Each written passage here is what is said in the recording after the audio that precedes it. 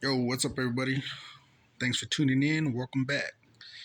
For today's episode, been noticing the car's been having a real bad idle. When the AC is running, it'll be a high idle, low idle, high idle, low idle. Just keep doing that. Not at that pace, but you'll have a constant high, low idle.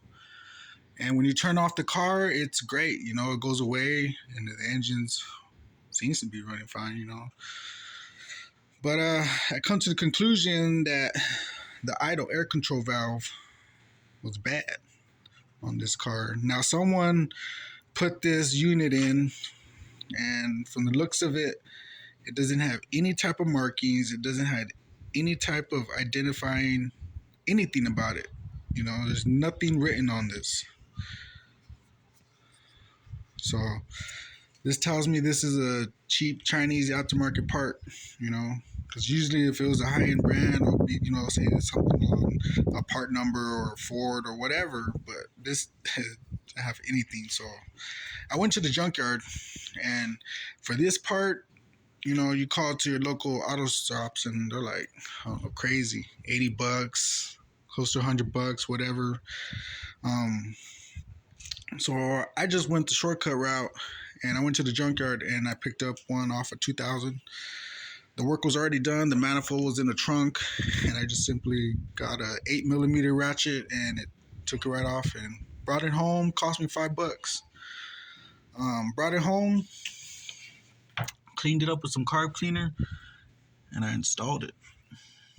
Now the car idles great. I can have the AC on. The idle is great. I could turn the AC off. The idle is still great. There's no fluctuation no more. Yeah, and I just brought it home. I cleaned it up with carb cleaner really good, and I installed it. I mean, it looks kind of tight to get to. I mean, it kind of is, but it's not that hard. I mean, you just take this off. You just pull this hose out. This hose right here in the back where my finger is pointing at is connected to the air thingy, the air box. So when you pull that out, you could pull that out with it. So that goes with it. And then the bolts is just one up here and one directly below it. It's 8mm. And I start with the bottom one first, honestly, because the bottom one is get the hard one out the way. So I always start with the bottom one first, and it's doable. I got it out very easily. And then you just take this sucker off top. You're off.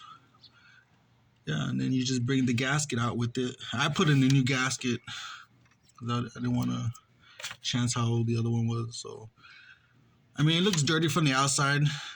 I didn't, I mean, I wiped it down, but I didn't make it look all nice or whatever. But I just more or less just took care of the inside, get all that carbon buildup from whatever it was on before, and everything was great.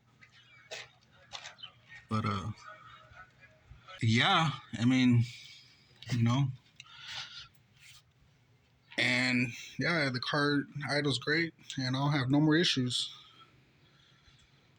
There you go. I hate when this thing doesn't focus. But there you have it, guys.